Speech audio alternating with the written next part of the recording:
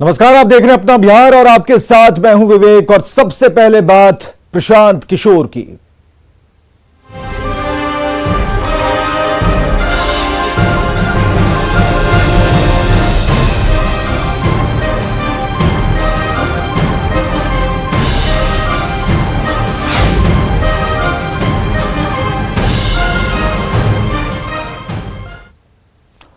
चुनावी रणनीतिकार प्रशांत किशोर ने बिहार में जन सुराज को लेकर अपने प्लान का खुलासा कर दिया। उन्होंने किसी नई पार्टी का ऐलान तो नहीं किया, लेकिन यह संकेत दिया कि वो अगले 3 से 4 महीनों में ऐसा कर सकते हैं। उन्होंने कहा कि बिहार को बदलने की सोच रखने वाले 17,000 से अधिक लोगों को जोड़ा गया है। वो सभी से चर्चा करेंगे। अगर इसमें से अधिकांश की राय बनती है तो किसी संगठन या फिर पार्टी का गठन किया जा सकता है।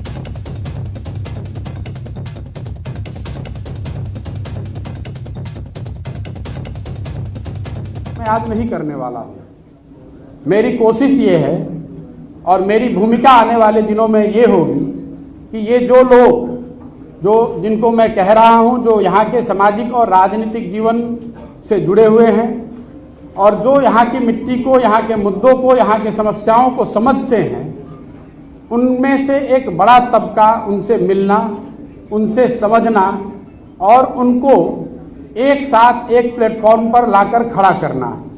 इनमें से एक बड़ा वर्ग 2000, 5000, 3000, मैं कोई संख्या अभी आपको एक संख्या नहीं बता सकता हूं, लेकिन इसमें से बड़ी संख्या में लोग अगर एक साथ आए, एक प्लेटफॉर्म या एक अभियान के तहत जुड़कर आते हैं और वो मिलकर ऐसा तय करते हैं कि हमें किसी राजनीतिक संगठन या पार्टी की जरूरत है, तो उस पार्टी की घोषणा उस समय करी जाएगी।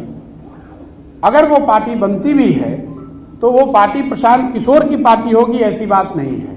वो उन सबों की पार्टी होगी जो इस परिकल्पना से जुड़कर इस राजनीतिक संगठन के निर्माण में अपनी भागीदारी देना चाहते हैं। तो प्रशांत किशोर ने कहा कि सीएम नीतीश से व्यक्तिगत कोई बैर नहीं। दिल्ली में सीएम से मिलना सिर्फ शिष्टाचार था और आज भी सीएम बुलाएंगे तो वो उनसे जरूर मिलेंगे। भाई, नीतीश कुमार जी के साथ मैंने 2015 में काम किया है महागठबंधन में, ये सबकी जग जाहिर बात है। और नीतीश कुमार जी से व्यक्तिगत तौर पे मेरा कोई झगड़ा नहीं है। व्यक्तिगत तौर पे जो मेरा नीतीश कुमार से रिलेशन है, वो भी उसमें कोई हिचक नहीं है मुझे मानने में कि मेरा उनसे बहुत अच्छा रिलेशन है। लेकिन व्यक्तिगत रिलेशन होना एक बात है और साथ में काम करना या उस पर सहमति होना वो दूसरी बात है। कुछ दिन पहले नीतीश जी दिल्ली आए और उनके कोविड होने के बाद वो पहली बार दिल्ली आ रहे थे, तो मैं उनके घर गया, उनके साथ खाना भी खाया। कई लोगों ने कई तरह की बातें उसमें कही।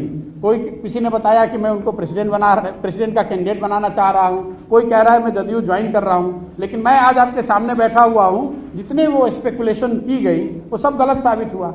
देखिए, सामाजिक राजनीतिक जीवन में व्यक्तिगत शिष्टाचार, उससे हम विमुख नहीं हो सकते हैं। अब कल अगर नीतीश जी बुलाएंगे, यहाँ के मुख्यमंत्री हैं, जाना पड़ेगा, उसमें कोई दिक्कत नहीं है। प्रशांत किशोर की प्रेस कॉन्फ्रेंस के बाद राजनीतिक दलों ने प्रशांत किशोर पर हमला बोला। हिंदुस्तानी अवाम मोर्चा के प्रवक्ता दानिश रिजवान ने प्रशांत किशोर को एक बिकाऊ आदमी बताया, तो दूसरी तरफ कांग्रेस ने प्रशांत किशोर को अवसरवादी आदमी करार दिया। उनके बयानों को राजनीतिक झांसा भी बताया जा रहा है। और मैनेजमेंट के नाम पर प्रशांत किशोर जी ने बिहार की सियासत में खुद को स्टेबल करने की कोशिश करी। बिहार विधानसभा के चुनाव के वक्त 2015 में हर तरफ माननीय मुख्यमंत्री नीतीश कुमार जी की विकास की गाथा गाए फिरते थे। कहते थे विकास का मतलब नीतीश कुमार जी होता है। और अब उनकी जब खुद की राजनीतिक महत्वाकांक्षा जागी है तो बिहार के विकास पर माननीय मुख्यमंत्री नीतीश कुमार जी के कामकाज पर सवाल उठा रहे हैं। प्रशांत किशोर को अपने लिए वोट बैंक का पॉकेट तलाश करने के लिए कुछ समय चाहिए, सिर्फ यही एक सत्य है।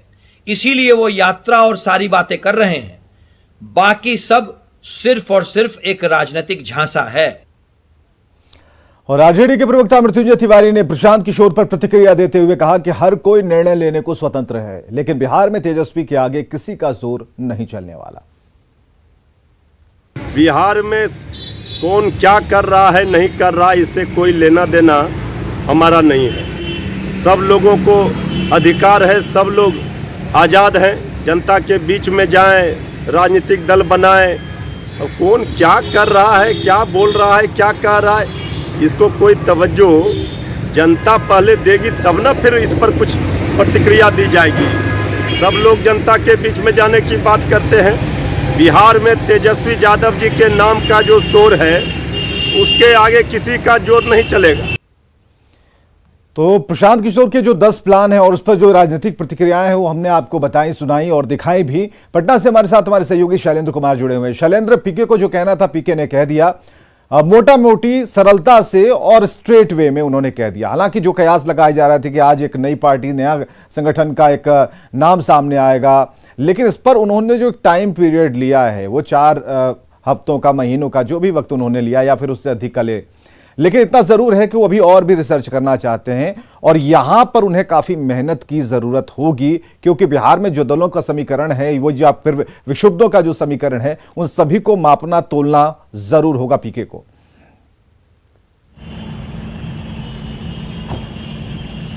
बिल्कुल, देखिए इतनी आसान नहीं है कि बिहार में राजनीति की जा सके और अपनी पार्टी खड़ी करके और पूरे बिहार में इस तरीके से मुहिम चलाना, ये बहुत आसान बात नहीं है। लेकिन जिस तरीके से प्रशांत किशोर ने अपने अभियान की शुरुआत की है, ये माना जा रहा है कि अब प्रशांत किशोर पूरी तरीके से राजनीति के मैदान में कूद चुके हैं, क्योंकि उन्होंने कभी ये नहीं कहा कि वो राजनीति में नहीं आएंगे। वो पदयात्रा करेंगे, लोगों से मिलेंगे, लोगों की राय लेंगे, ये सब सिर्फ इसलिए क्योंकि आगे जमीन को किस तरीके से पहले मजबूत किया जाए, इसकी कवायद में प्रशांत किशोर जुटे हैं। और यही कारण है कि प्रशांत किशोर पूरे बिहार में घूमना चाहते हैं, लोगों से मिलना चाहते हैं। और जहां तक आपने सही कहा कि बिहार में जो जातीय समीकरण है या फिर जो दलों का समीकरण है, उन समीकरण को पार पाना इतना आसान नहीं है। और एक नई विचार लेकर के, एक नई विचारधारा के साथ प्रशांत किशोर बिहार की राजनीति में आना चाहते हैं। हालांकि इनके पास प्रचार प्रसार के तंत्र सारे कुछ मौजूद हैं, कैसे प्रचार प्रसार चुनाव में किया जाता है ये सब कुछ प्रशांत किशोर बेहतर जानते हैं दूसरे लोगों से। लेकिन जो बिहार की जो जातीय समीकरण है और दलीय समीकरण है, इसे तोड़ पाना कहीं ना कहीं एक चुनौती प्रशांत किशोर के सामने जरूर होगी। और सबसे बड़ी बात है कि आज जिस तरीके से उन्होंने घोषणा कर दी है पदयात्रा की, तो अब ये देखना होगा कि पदयात्रा के दौरान प्रशांत किशोर का एजेंडा क्या होता है। क्या वो घर घर जाते हैं, लोगों से मिलते हैं, या फिर उनके साथ कोई बड़े चेहरे शामिल होते हैं इसमें, क्योंकि कई ऐसे बिहार की राजनीति की हम बात कर लें तो कई ऐसे चेहरे हैं जो अभी हाशिए पर हैं। तो प्रशांत किशोर की ये भी कोशिश होगी कि उन चेहरों को अपने साथ लाना, क्योंकि चलिए उस पदयात्रा पर हमारी भी नजर रहेगी और इस पदयात्रा के माध्यम से प्रशांत किशोर क्या साधने की कोशिश कर रहे हैं, इस पर हम विशेष तौर पर